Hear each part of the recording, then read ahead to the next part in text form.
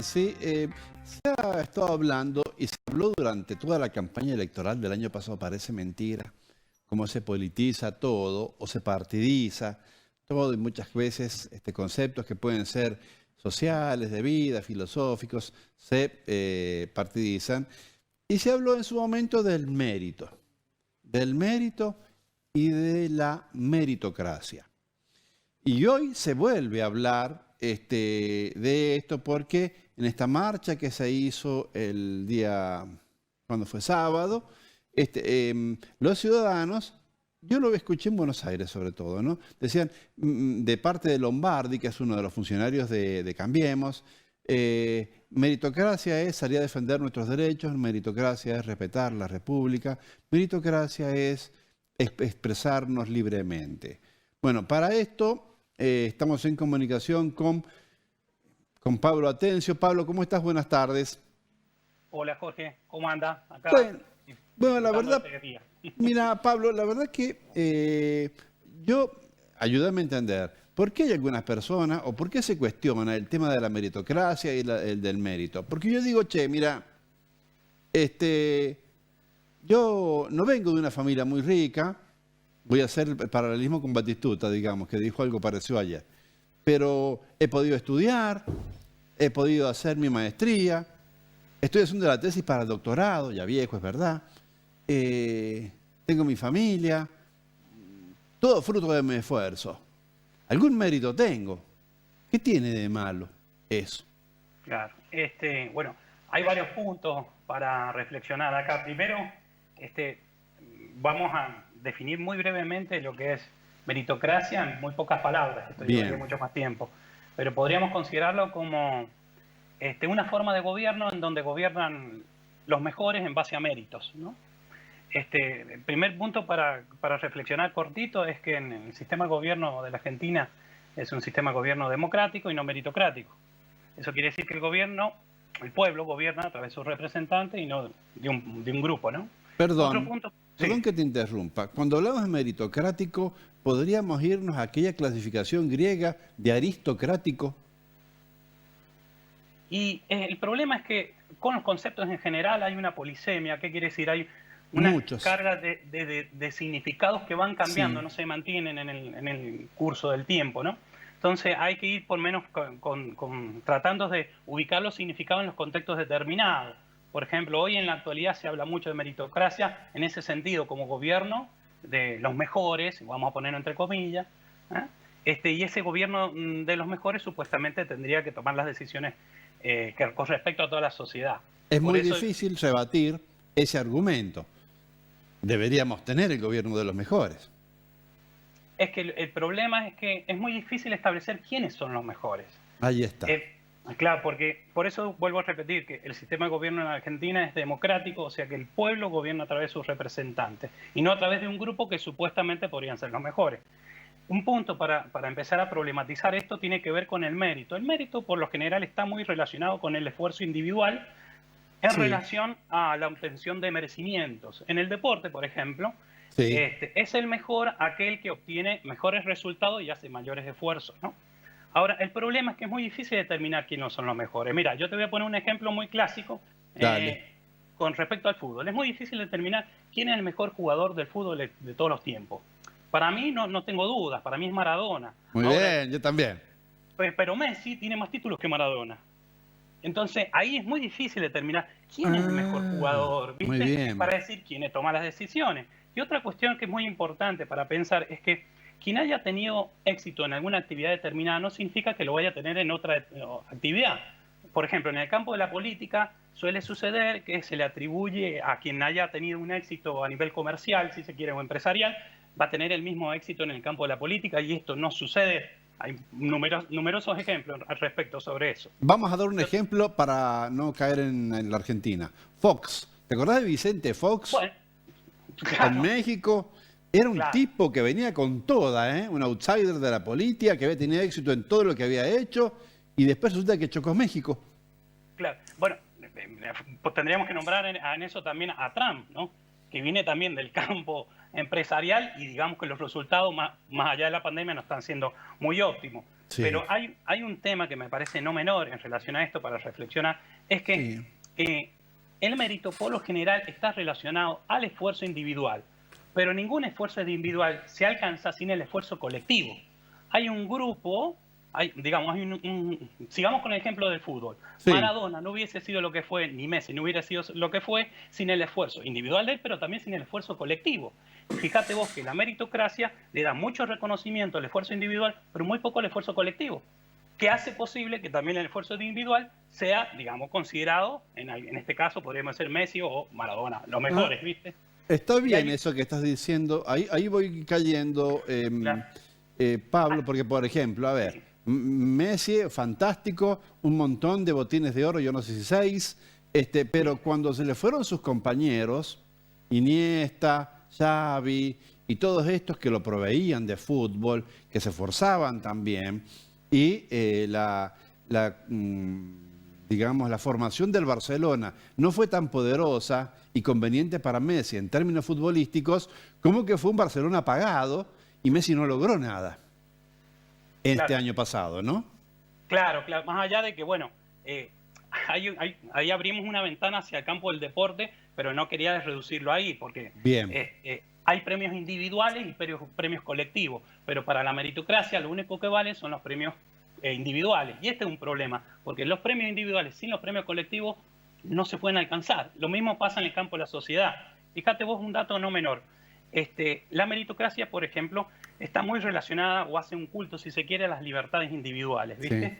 Pero las libertades individuales en contexto de desigualdad es muy difícil que puedan ser valoradas porque generan más desigualdad. Yo hago una pregunta, por ejemplo, ¿qué mérito podría tener Messi si jugara para la selección argentina de fútbol de las personas no videntes en ser el mejor? Ningún mérito, porque hay un contexto de desigualdad ahí. Y fíjate vos que una de las regiones, por distintos índices, más desiguales de todo el planeta es Latinoamérica. Sí. Entonces, en este caso, ahí la meritocracia no tendría ningún mérito en ese sentido, ¿no? Y hay una expresión que suele instalarse mucho en los discursos meritocráticos, y es la siguiente, más o menos así. Sí. A las personas no hay que darle el pescado servido, sino hay que darle la caña y enseñarle a pescar. Sí, bárbaro. Lo sacan de la Biblia, dicen. Bien, pero ahí hay que aclarar varias cosas, porque si no esto es engañoso. A esa persona, primero antes, tiene que tener comida, tiene que tener salud para sostener esas cañas. Y después tiene que tener antes también educación, ¿para qué? Para que pueda aprender a pescar. Y una vez que se haya convertido en un buen pescador, no se tiene que olvidar de esas políticas públicas en educación, en salud, en inclusión, que le ayudaron a ser un buen pescador. Y cuando sea necesario, defenderlas para que todos y todas podamos, si se quiere, ser buenos pescadores, ¿no? En ese sentido, mira, fíjate vos que Facundo Cabral, el gran cantautor argentino, es un gran defensor de estas políticas que incluían, ¿no? Porque él viene de una infancia muy, muy difícil y siempre ha rescatado políticas de inclusión que lo ayudaron a ser hoy, lamentablemente lo hemos perdido a Facundo, pero lo ayudaron a ser el gran cantautor que fue.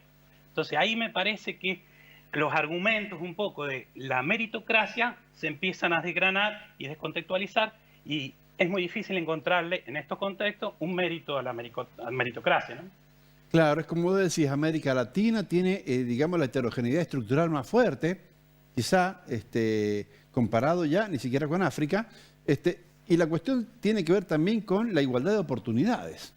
Porque exacto, vos le das, por ejemplo, la caña de pescar aquí a Sergio, que es un eximio pescador, y me la das a mí que no sé ni siquiera armarla, claro, que tampoco sé diferenciar un curso de río de un lago, y claro, las diferencias van a ser importantes, ¿no? Exacto, exacto. Entonces, ahí me parece que son muy importantes las políticas públicas que igualan, digamos, las condiciones de posibilidad para que vos, Jorge y Sergio, puedan ser ambos buenos pescadores, ¿no? Y no quedar marginados de la sociedad. ¿Y qué pasa cuando quienes hemos sido, digamos, puestos en algún pie para competir, en base a estas políticas públicas? En mi caso, la Universidad Nacional de San Juan, y en otros casos, la escuela primaria, la escuela secundaria, y abogamos por esta meritocracia. Y bueno, ahí... ¿Qué hay ahí? Bien, en principio, yo creo que la meritocracia en contextos de desigualdad es injusto. Hay sistemas democráticos como el nuestro y como tantos otros que tienen discursos meritocráticos. Por ejemplo, yo podría nombrar uno muy rápido que se me viene a la cabeza en cuanto a la educación, ¿no? Se premia solamente aquel que tiene buenas notas en la educación primaria, pero en todo el sistema educativo, con la bandera, aquel que tiene una sola capacidad específica y que tiene que ver con la lógica matemática. Sí. Es una cuestión de número. El que tiene mejor promedio, directamente, Exactamente. tiene ese reconocimiento. Y ahí me parece que tendríamos que empezar a incluir premios colectivos, no solamente individuales, porque Bien. aparte de que no hay una sola inteligencia, sino hay varias.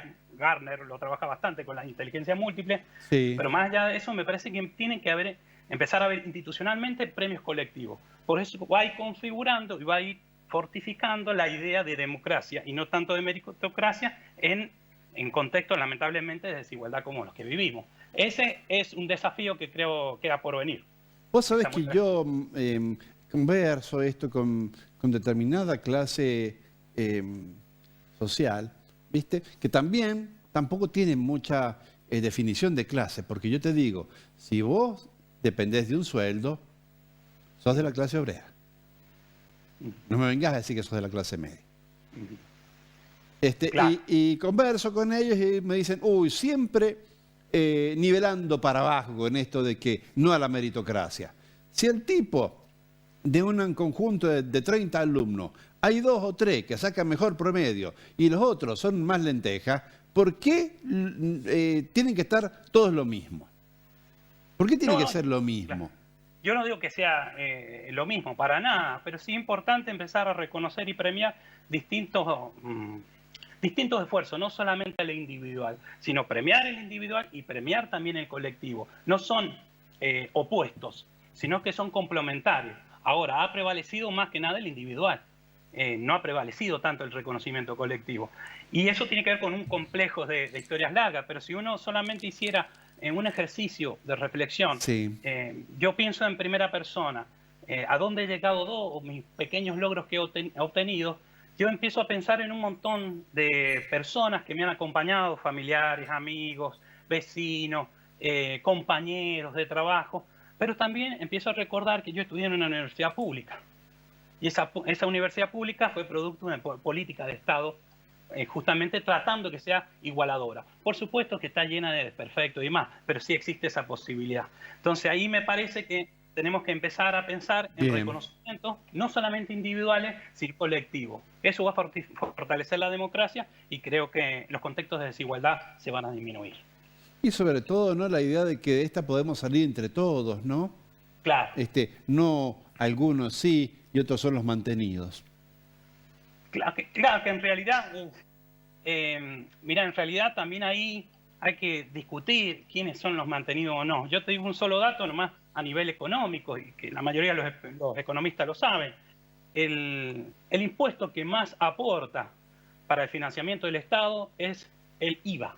Y el IVA lo pagamos todos por igual. Así es. Todos no tenemos la misma capacidad de pago. Entonces, bueno, ahí hay que discutir algunas cuestiones también de cómo se financia el Estado.